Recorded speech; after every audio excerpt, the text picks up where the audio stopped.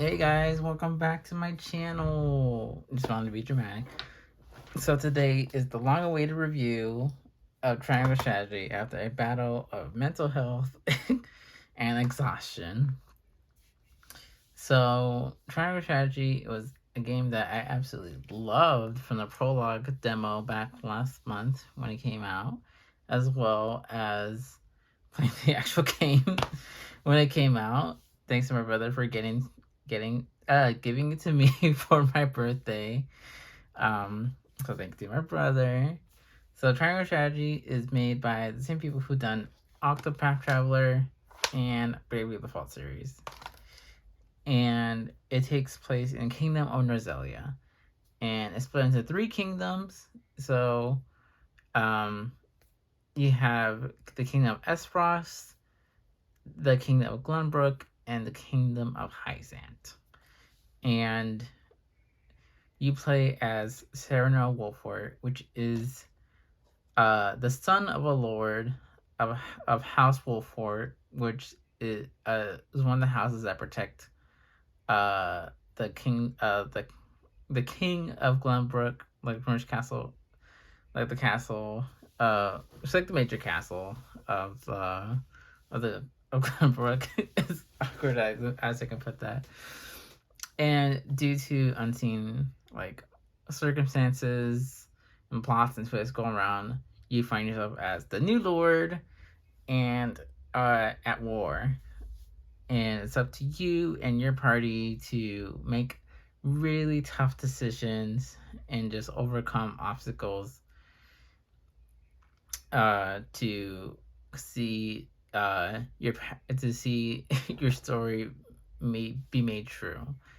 So one thing I liked about this game was that how it was like was how difficult the decisions were to make and how much they actually affected the story of the game. Like I spent hours, at least spent like a whole day trying to decide whether or not if I should do one path or the other path.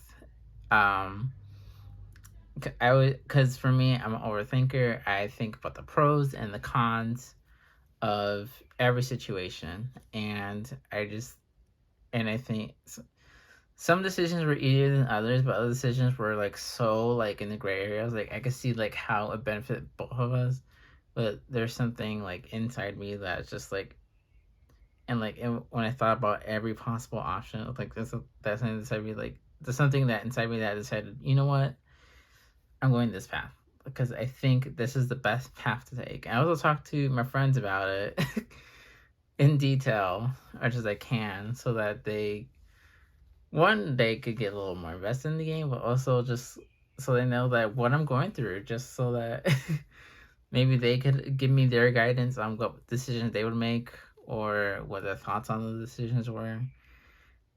And like every decision I made affected the story and like the characters, and like you can tell that by the tone, how the characters felt making the decision, as well as how the story progressed. Because like there was a decision I made that literally affected um the ending of the game for me, as well as bit me in the that bit me in the butt as well in the middle of the game.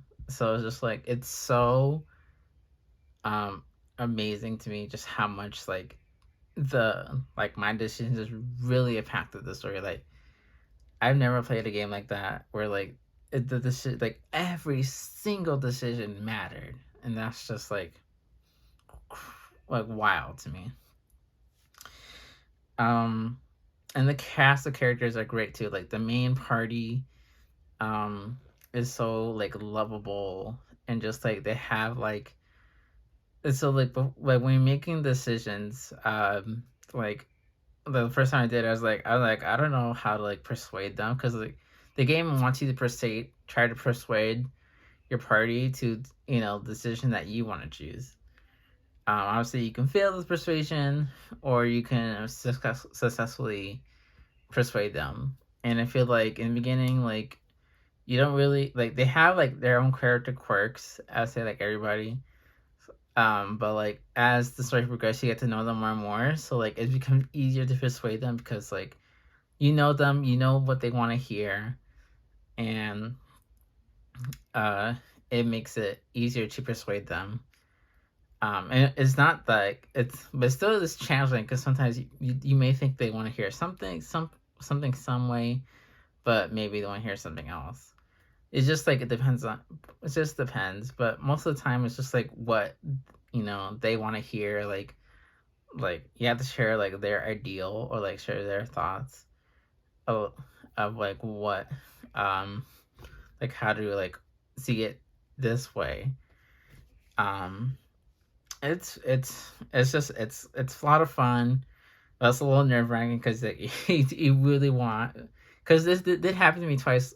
Happened to me, not twice, it happened to me once, where I tried to persuade my cast characters, and they decide, and they all literally they all went against me. Literally they all went like, no, actually, you know what, I'm just gonna go this way. We're gonna go for the other option that I did not want at all. And I literally went back to the save file just to get them to uh just to try again, just to get them to the decision I wanted, because as much as like, and I could have just let it go forward, through this decision. For me, I really want this game to have my decisions be decided. So I just went back to save file because I really wanted to follow my story, the story I chose for these cast of characters.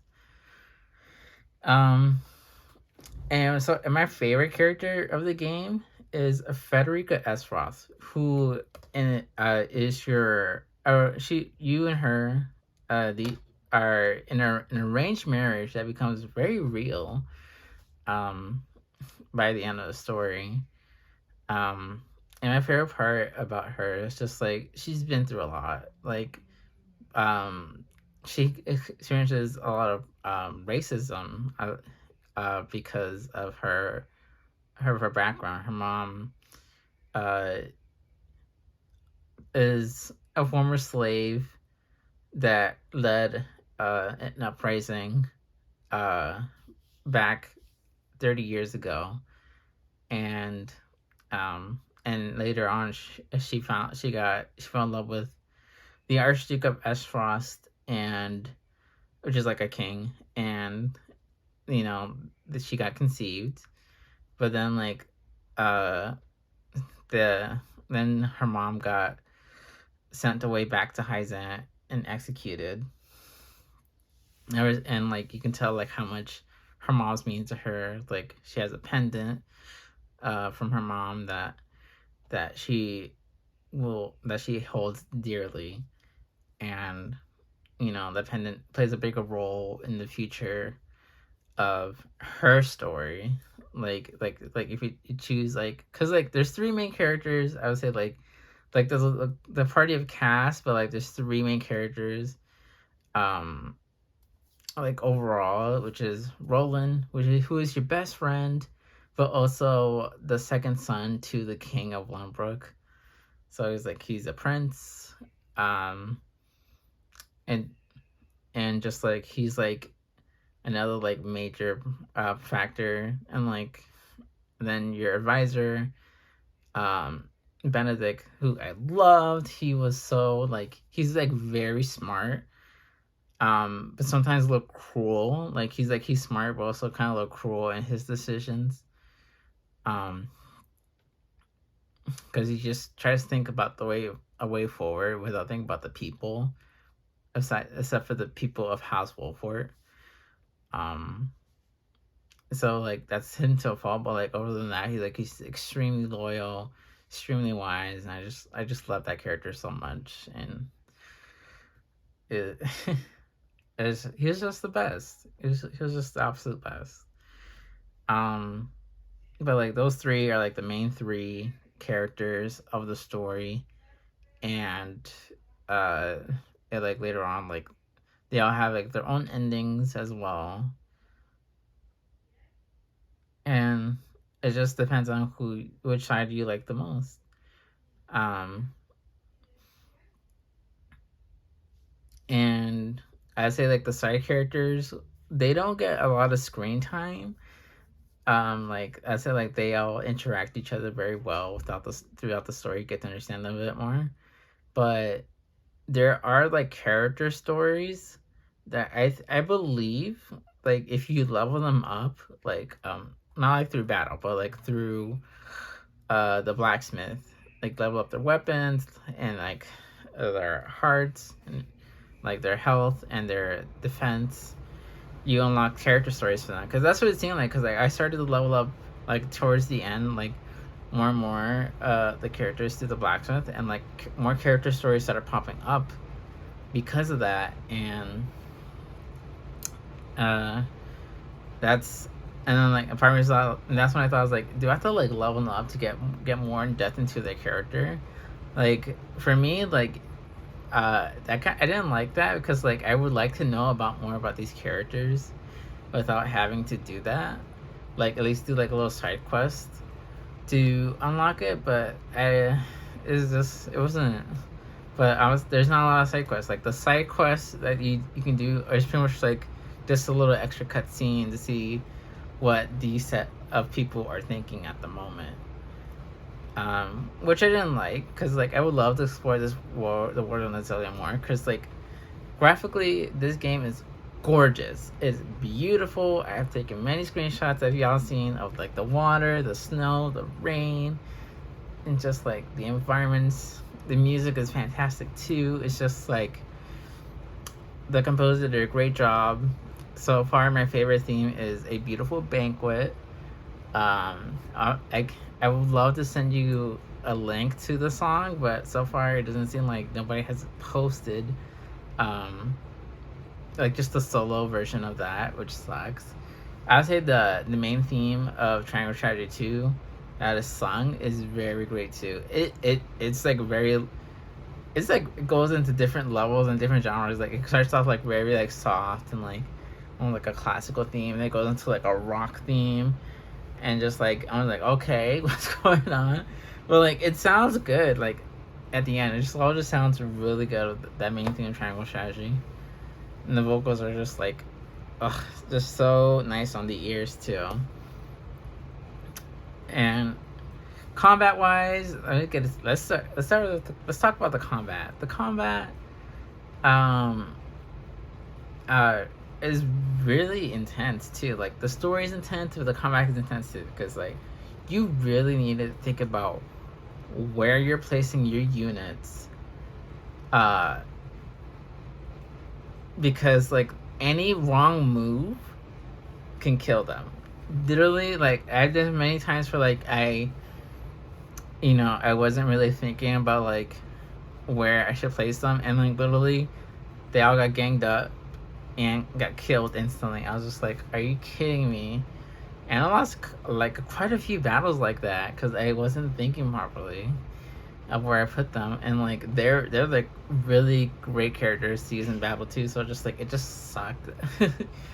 Well, like you really have to think about it. You get items to lower defense, lower the magic, but also increase your defense and speed, magic, and luck.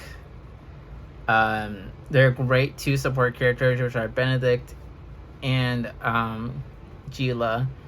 Juliela is like, you need to have your party of alternate, because she is the best healer in the game, point blank, period. Because the only, so like you get another healer if you choose to add that character to your story, but like she's the best one. Like her healing is literally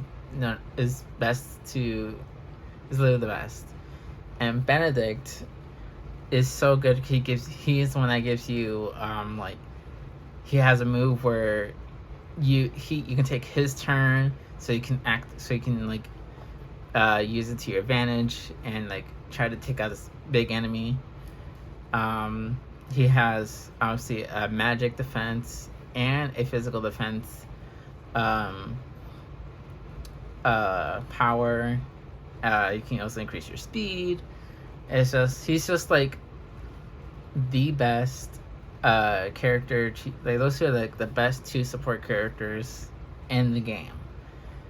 And another thing I liked about it is like how um if you and an ally are like literally next to an enemy in a vertical horizontal way, it can't be like across or each other. It has to be like vertical horizontal.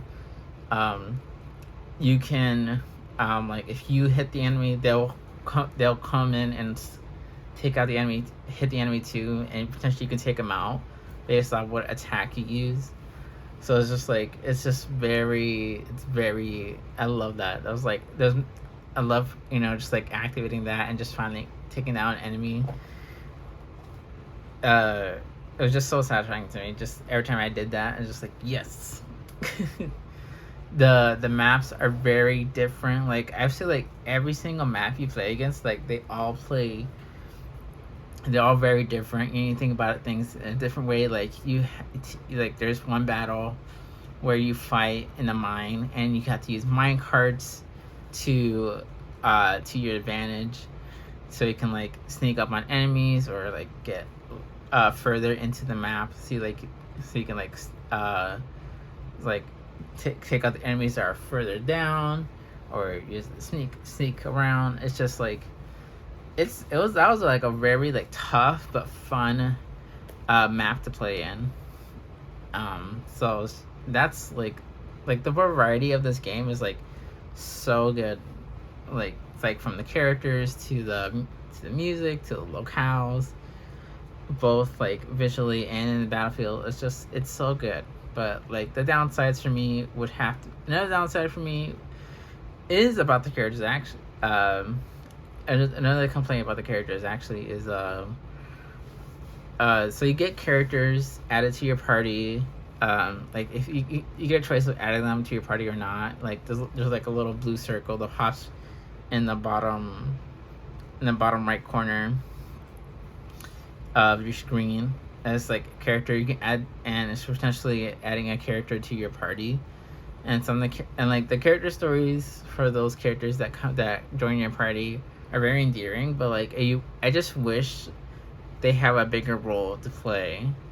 Like, and obviously you have to learn about their stories more and more through leveling up the blacksmith, which sucks because some of these characters, like their stories, like I invest into their stories and like I want to know, but like most of the time it's just like the most people you're ever gonna find out more is just like the main cast of the I think it's the 8 characters in the main story. So it's just like, so it just sucks. Another thing I would say is the voice acting is great. I know this review is all over the place, but like this is my first review, so like, got me some slack. But like the characters are great. The voice acting is great, I should say, and like it's very believable. There's one character that I didn't really like voice for, but he's an optional character, so it's fine. But like the main cast is like really good, and it's like even like made me cry towards the end too, because it's very emotional. Like those like the last few chapters are very emotional, and it's just a great game overall. I say Triangle Strategy was an amazing experience. Obviously, I haven't done like I should say that I haven't done every ending, and I don't really have time to do every ending because there's a lot more. There's a bunch of games coming out this year, so like I only did one ending compared to the multiple, but overall, from what I played, this game is amazing.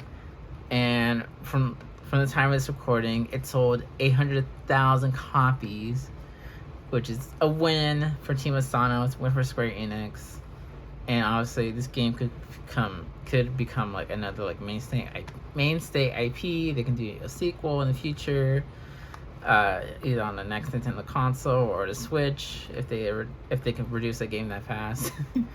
But it's a great game. It's a great tactical RPG. It's probably like one of the easily, I would say the best tactical RPG on Switch right now. I'm saying that point blank period. Even though this Fire Emblem, I say that this game is better.